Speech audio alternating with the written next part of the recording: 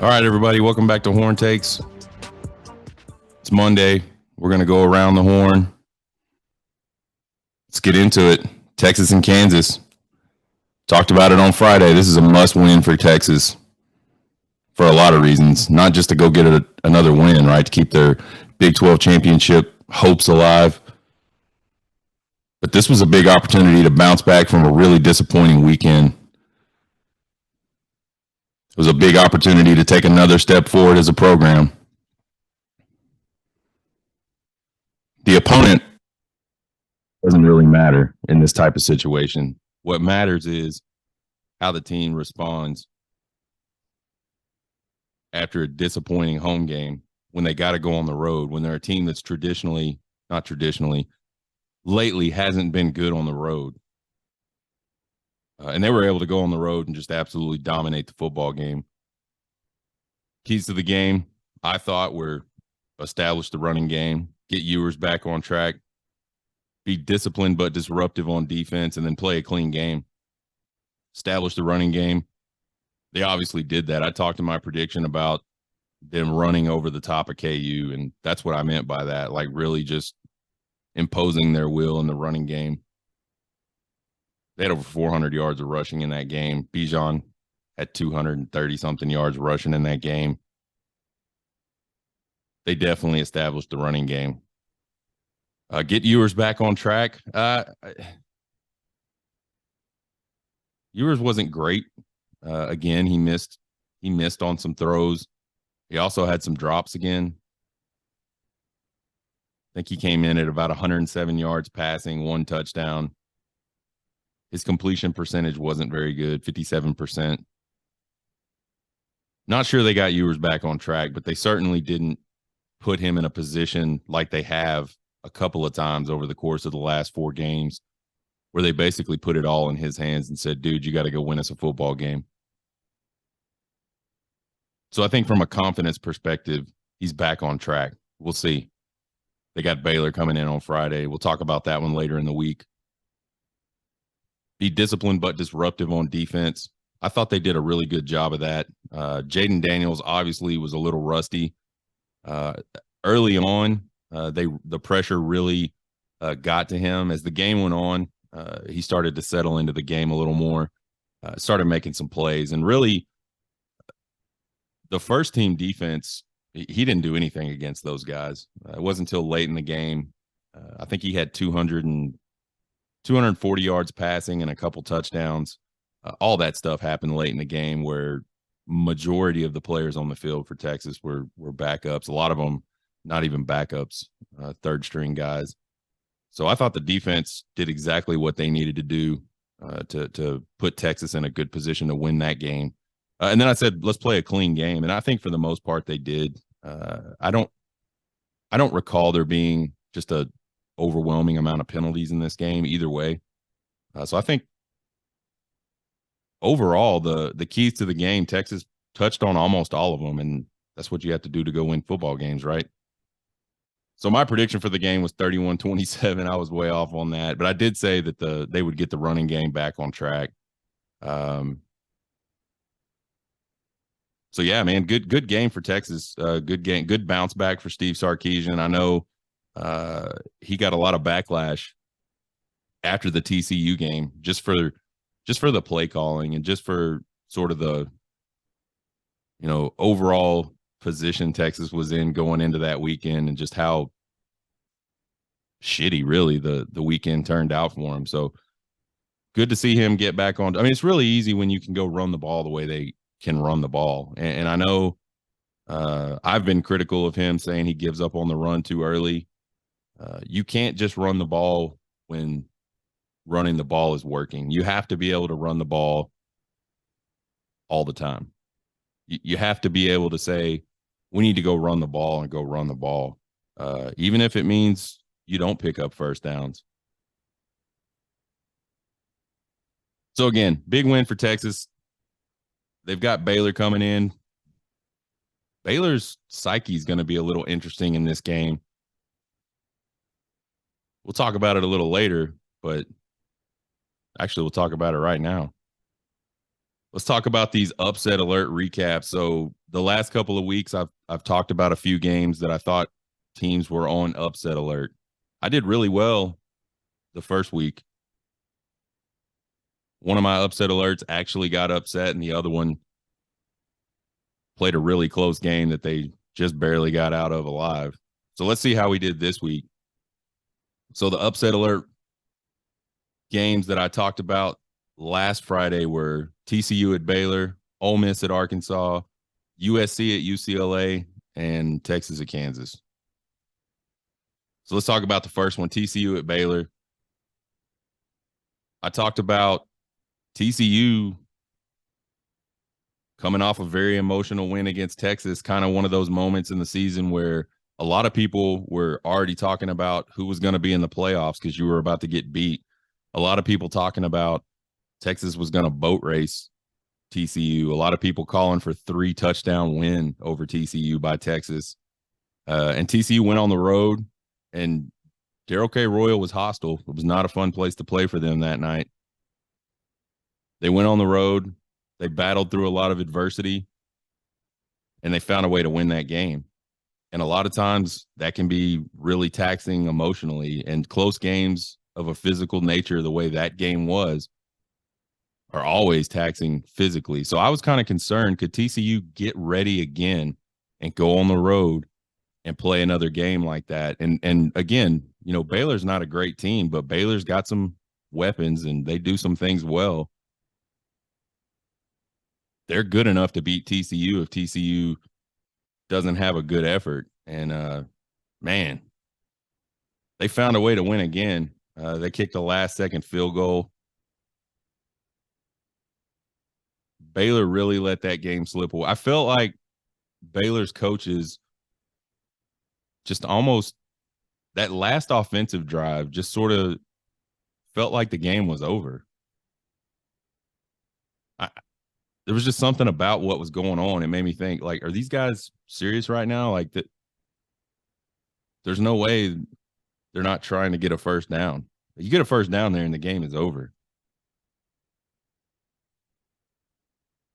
But that last second field goal was super interesting for a couple of reasons for me. One, Sonny Dykes says he planned it. That's absolute bullshit. There's no way on earth that his idea, there's no way to even plan for that. I mean, of course, coaches say, we've got to be able to run the field goal unit on the field quickly if we have to. Like, I remember practicing that in high school. I remember practicing it in college. I get it. Like, they do that. But there's no way he had a plan for 11 seconds left, 16 seconds. I forgot exactly what it was. It was under 20 seconds. Let's run the ball. Let's run the offense off the field, run the kicking team on the field, and kick a last second, I think it was 40 yards, 35 yards. Relatively, you know, mid-distance kick, let's say. You don't plan for that. So that's bullshit, Sonny Dykes. Stop. You got lucky is what you did. The other thing that's interesting about that play to me was, are you not subbing people when you run your entire offense off the field and your kicking team onto the field? And shouldn't it be the official's job to stand over the ball and allow the other team to substitute as well? And I'm totally just asking the question. I'm not saying that the officials didn't do their job or that TCU shouldn't have even been able to get the kickoff. But I don't know. Does anybody out there know what the rule is? Is there a special rule for special teams? And in fact, later on in the day, and I can't remember which game it was, I actually saw officials run out and hold the ball while the other team was flipping out their offense for their kicking team. So I think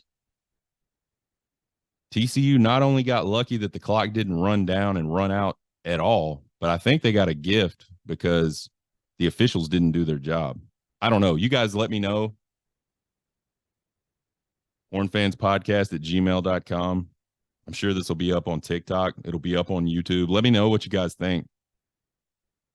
I think TCU got away with one.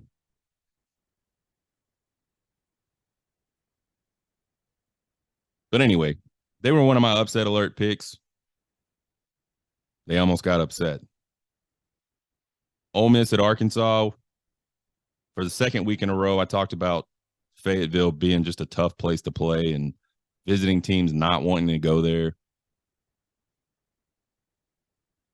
Talked about Ole Miss losing a close one to Alabama, the emotional and physical taxation of that, and then having to go on the road and play an Arkansas team that, again, their record doesn't show it, but they've got some good players. They're a dangerous team.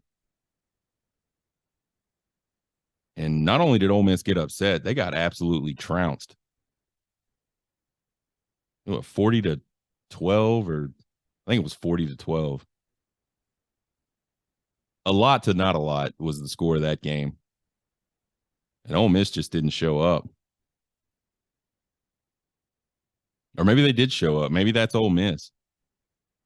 One of the interesting things I've always thought about the SEC, just watching, and I've never been a guy that just constantly watches their games, and I'm certainly not one of those guys that's, an SEC bias guy. Like, I remember for a while there was all this talk about SEC bias, and generally, I think maybe there was bias, but I still feel like those teams that were on the good end of a lot of that bias, they were really good teams, right? Like they went and proved it on the field. But I think there has been these last few years this sort of play that plays out, the scene that plays out every year where you've got a few SEC teams that are ranked really high. You maybe have some middle of the road SEC teams that are, ranked in the teens. Every year, the SEC preseason, they'll have like 8 or 9 teams ranked in the top 25. And then they just all start beating each other. And when one beats one, the one that loses doesn't drop that far. The one that wins goes up significantly because they beat a really highly ranked team. And then they all just kind of lose to each other for the most part. And everybody just plays like this round robin game of just kind of replacing the other team. But if you look at their record this year out of conference, it's not all that great, man. And just look at the games they've played at a conference. It's not amazing. So I don't know. Some of these SEC teams that are highly ranked, they're just, I mean, I'm not saying that the coaches or the AP have a lot of other options. I'm not trying to say they don't deserve to be there. I just don't think they're that much better teams in a lot of cases than other conference teams. Anyway, kind of got off on a tangent there. Third game I had was USC, UCLA. Thought that game sort of being on the road at UCLA. UCLA had sold out the Rose Bowl, which after watching the game, it sounded like there was a lot of USC fans there. The running game of UCLA, I thought maybe could keep USC off the field. Talked about Chip Kelly sort of having a lot more experience in those types of games than Lincoln Riley. And for the first half, everything I talked about held true. UCLA still had a chance late in that one to win after it really kind of got away from them a little bit. Thompson Robinson, quarterback for UCLA, he basically killed his team. He threw 3 really bad picks. He had a fumble that was recovered by USC. I think 2 of those picks at least were in the first half, right there, sort of back to back in the second quarter. Just really, it's hard to win when you give up the ball 4 times. So anyway, it was a close game again. USC was definitely in a position where they could have lost that game. And then the fourth one was Texas at Kansas, and I completely missed on this. I just felt like with Texas losing that game to TCU and sort of all of the things they had to play for that year basically now being gone, that Texas would kind of do what Texas has done a lot over the course of the last 10 years. And when adversity hits, they just kind of stop playing. They did not do that at all. So really good job by Steve Sarkisian to get the team ready to play again, and good job by all those players. I mean, there was a lot of games this weekend where the weather was not great. Probably 80% of the country had really cold weather this weekend, and they went out on a cold, windy day and did what they had to do. So congrats to Steve Sarkisian again. Congrats to the players.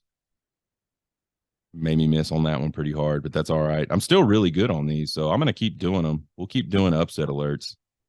I know we're kind of winding down to the end of the season, but all right. Conference championship pictures, they're starting to be a lot clearer. Finally get some clarity, right? So the Big 12 is pretty easy. TCU's in. K-State controls its own destiny. They beat Kansas State, and they're a huge favorite. That game is in Manhattan. They're a 17 and a half or 16 and a half point favor over Kansas. I don't see any way Kansas wins that game. I guess stranger things have happened. If somehow Kansas State lose that game, Texas wins their game against Baylor, Texas will be in, and we'll get our rematch, TCU against Texas. But I said it a few weeks ago. I really felt like Kansas State was the most consistent team, and I feel like they're going to handle business with KU, and they'll be the ones in that game. And I think early prediction, I think whoever plays TCU again is going to beat TCU. I don't think TCU is going to be undefeated the entire year. I don't think TCU is going to make it to the college football playoff. So the Big 12, pretty clear. Oklahoma State would have still been in the running, except they got the shit beat out of them by Oklahoma. SEC, Georgia, and LSU. See how that game goes. I don't really have. I feel like Georgia wins that game pretty easily, honestly. But we'll have to look at it when it's time to look at it. Pac-12, USC is in with a win over UCLA. Oregon currently controls its own destiny. They have to go on the road. I don't know if they go on the road, but they have to play Oregon State, sort of their little rivalry game. And Washington, with their win, has an outside shot at it. Washington's got Washington State this weekend. If they win that game and Oregon loses, Washington will be in. But a lot clearer there in the Pac-12 than it could have been if UCLA would have won that game against USC. Big Ten, Michigan, Ohio State winner will be in. And that's going to be an interesting game. Michigan's really outstanding tailback appeared to suffer some sort of knee injury. I did hear that there was nothing structurally damaged in his knee, which is great to hear. But a running back needs to not have a lot of pain in his knee. He needs a lot of mobility in his knee. So it'll be interesting to see if he plays. I mean, I think going into that game, if he's healthy, Michigan's the clear favorite. Without him, I think Ohio State is the clear favorite. So it'll be interesting to see over the course of the week to hear from Michigan whether he's going to play or not. I haven't heard. I'm assuming he sprained his knee, and I've done that before, and there's varying degrees of a sprained knee. It can be quite painful. I definitely know that, and I think the other thing is the mobility. You sprain your knee, it's going to be swollen. It's just not going to feel right. So I don't know. I hope he plays. In games like this, you want everybody to be on board and on deck. So hopefully he can get his knee in good shape and be able to go. The West is a 3-horse race with Purdue, Iowa, and Minnesota all having a shot. I tried to sit down and break down all the different possibilities last night, and I got tired of it. And it doesn't really matter. None of those 3 teams are going to beat Michigan or Ohio State. So the Big Ten really needs to split the divisions a different way. I don't know what that looks like for them, but I think if you go back in time, like basically forever, and have the divisions they are right now, you would see Michigan and Ohio State game being the deciding factor. And it kind of reminds me of how the Big 12 used to be when they were split into divisions, and the Big 12 South for a very long time uh, depended on who won the Red River Shootout. So I don't know. I like the division thing because you can have clear good teams. I also think there's an argument for playing everybody and picking the top two teams. I think that would I think if the Big Ten would do that, it would be to the betterment of their product. Nobody's going to watch the Big Ten championship game. ACC, you got Clemson and North Carolina, despite North Carolina dropping a game to Georgia Tech. I don't I don't think that one's particularly exciting either. I, I know Clemson's gotten better offensively, and they were always pretty good defensively. I don't know. They're just not an exciting team to me anymore, like they kind of used to be.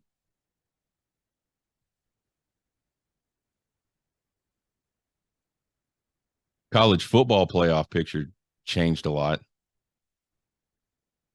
Well, potentially. Thought it was interesting. You've been hearing a lot out of Tennessee fans, and this happens a lot. You hear this a lot, almost every single year, when there's kind of like this upstart team that isn't. They're not quite in the picture, but they're right there. They're having a really good season. Everybody in the fan base starts focusing on, well, they should be in, and there's no way TCU should be in. And if you look on TikTok, you've seen the guys. I know you've seen them. There's two or three of these Tennessee guys that are just updating us every single thing that happens. Are you guys watching this? Are you guys watching TCU right now? There's no way they deserve a shot at the college football playoffs. And then invariably their team just goes out and just drops, just lays an egg, just just terrible. So yeah, in the stretch of 3 weeks, Tennessee went from the number one team in the country in the college football playoff to they're not going to make the playoff.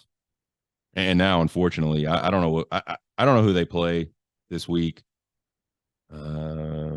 They'll certainly be in a bowl game, but unfortunately, Hendon Hooker tore his ACL. That's rough news. You hate to see, you hate to ever see that. I think the timing of it for him, personally, is just terrible. I don't know what his draft stock was like. I don't really pay attention to that stuff, but I would assume he was in a position to possibly be drafted. I don't know how this affects that. To me, he's kind of one of those borderline type guys, right? Like lots of stats, but he's never really been on anybody's radar. You have some guys. There's pro scouts talking about Quinn Ewers right now being the number one pick after next year, and there's like nothing to support it. Where on the other hand, this guy lighten it up statistically, but I don't know where he sits on the whole draft thing, and I don't know how an injury like that at this time of year affects that. So I mean, that sucks for him. Obviously, it sucks for Tennessee fans as well. I mean, I know that was their guy. So I don't know. We'll see what happens the rest of the year for TCU. But the college football playoff, with Tennessee losing that game, switches a little bit. You've got USC and LSU on the outside looking in now. You still got four undefeated teams there at the top. Do you have four undefeated teams? We got Michigan, Ohio State, TCU, and Georgia. Yeah, so four undefeated teams there at the top. One of Michigan and Ohio State is going to lose. Is there a scenario where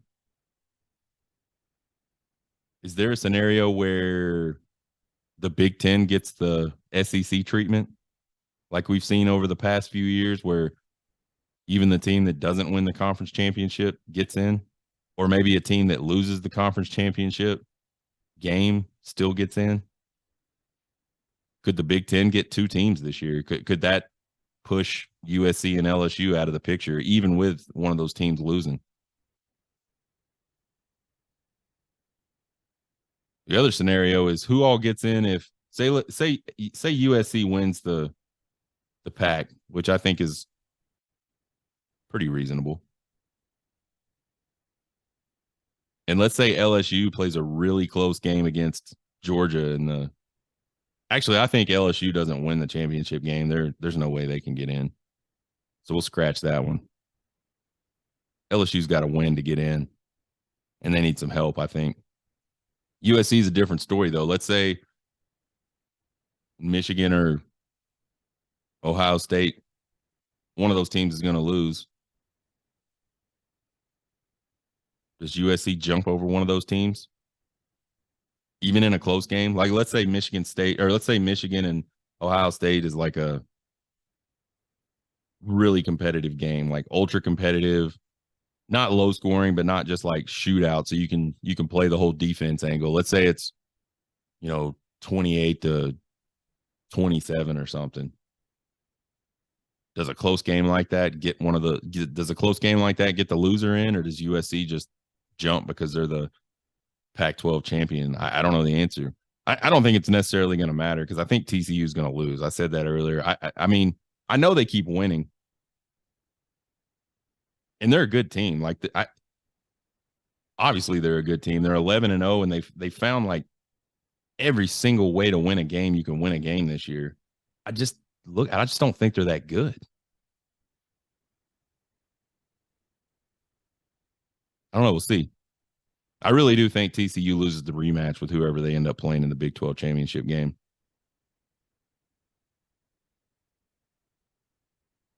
What's going on down in Aggie Land again?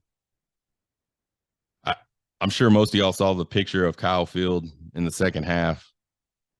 I mean, there was like nobody there, like 10 people in the stands. And that place holds 109,000, I think.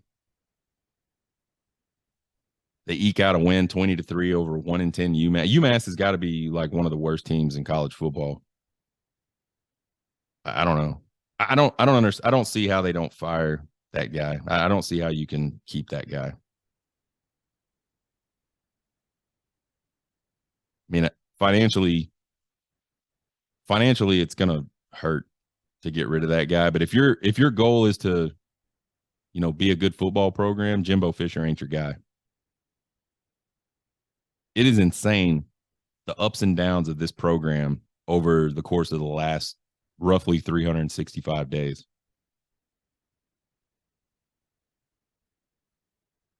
And if you balance what they're getting towards what the expectations are, and it's not just their fans that are like, we're going to be in the college. It's not just them.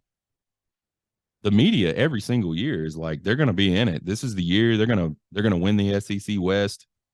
It's happened like 2 years in a row now where they were supposed to be, it was supposed to happen for them. And it is not, and it's not even not just happening. Like it gets worse and worse every year. So yeah, I really don't see how Jimbo Fisher survives. I think it's about to come crumbling down. I think more and more players are going to start leaving that program.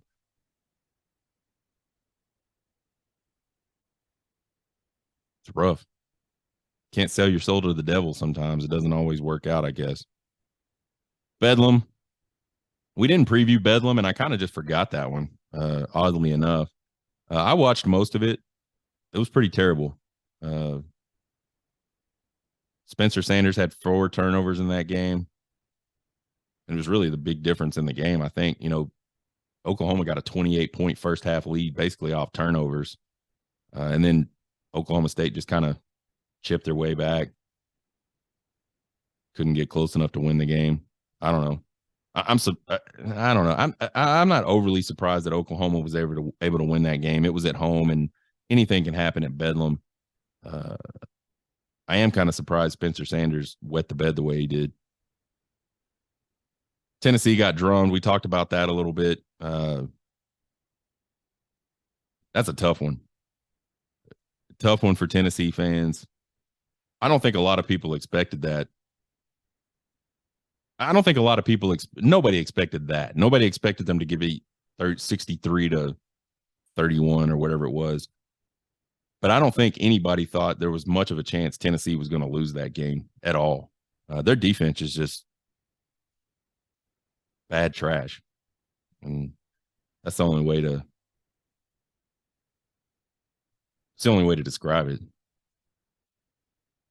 I don't know what South Carolina's done most of the season. I know the record's not good, and I know they haven't scored 63 points on anybody. Spencer Rattler made them minced me. I mean, they made Spencer Rattler look like the Heisman candidate that everybody thought Spencer Rattler was going to be 2 years ago at Oklahoma. And I've watched a pretty bad Texas defense twice make Spencer Rattler just look pedestrian. And Tennessee couldn't do anything to slow him down.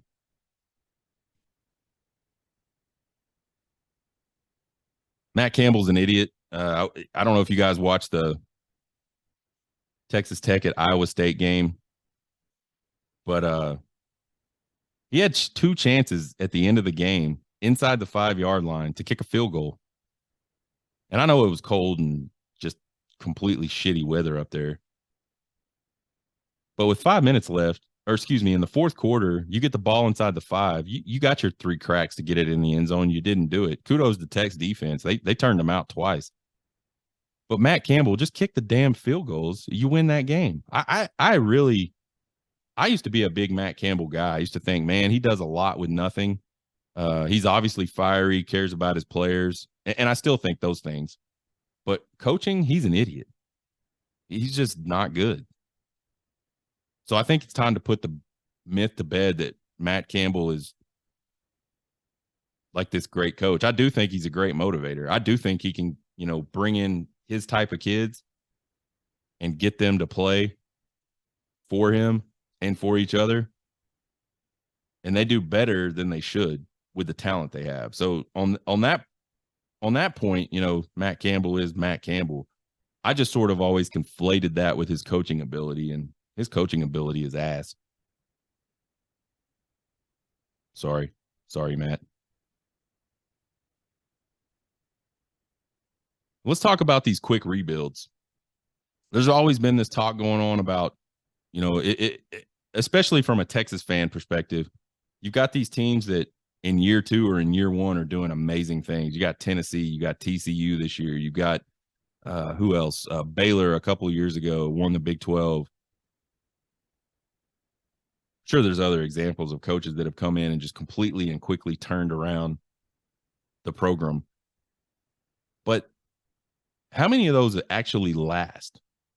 How many of those have that one really good year? And then after that, it all sort of goes back to the way it was before. I think if you look at the majority of them, that's the way it goes. And I think the reason for that is not all program rebuilds are the same. Steve Sarkisian's been getting a lot of shit from a lot of people, including Texas fans, about that very subject. Like, why can't you've got more talent. Why can't you do the same thing that, say, Heupel has done at Tennessee, or the same thing that Sonny Dykes has done at TCU this year? And there's one big glaring difference between what Steve Sarkisian has to work with and what he's trying to do and what a lot of those guys have. If you look at TCU, you look at Tennessee, you look at Baylor last year, those teams were senior-laden teams. They weren't super talented, obviously. They weren't like your top 5 recruiting class type teams, but they had tons of experience. You watch next year TCU, next year Tennessee, they will not be as good as they are this year. Not even close. It's the timing of it. It's what is my team made up of? And you look at Texas's teams, Steve Sarkisian turned that roster over between last season and this season. So not only did he come in late to the game from a recruiting perspective when he got hired, and still signed a pretty decent class, But then he took his team from last year and gutted it. Like something like 30 or 40 guys off that team weren't on the team this year. So he's dealing with a lot of inexperience in a lot of key positions. So that's your difference. And I'll probably talk more about, I'll probably do some more research at some point. That'll probably be like an off-season type deal for me. But these quick rebuilds, they're smoke and mirrors. Tennessee will not be the number one team in the country at any point next year. They're losing way too many players in key positions all across that team.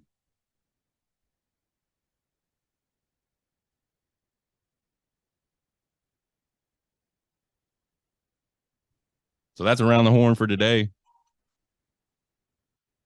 Subscribe to the podcast. Tell your friends about it. Check it out on YouTube if you like to just watch me give this podcast. YouTube channel is Horn Takes Podcast. Find me on TikTok at Horn Takes Podcast. Email me at horntakespodcast@gmail.com. Questions, comments, concerns, criticisms. You guys have a good one. Hook 'em.